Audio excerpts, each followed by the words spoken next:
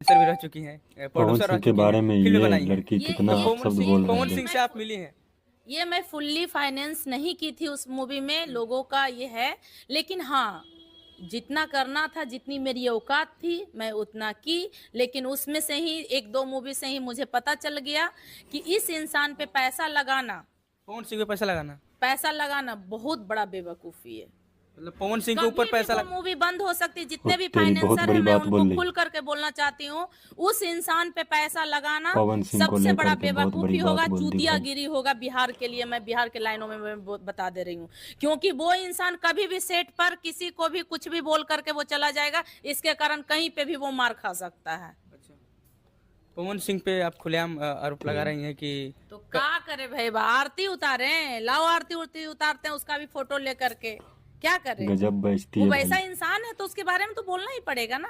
आप पवन सिंह से मिली, फिल्म में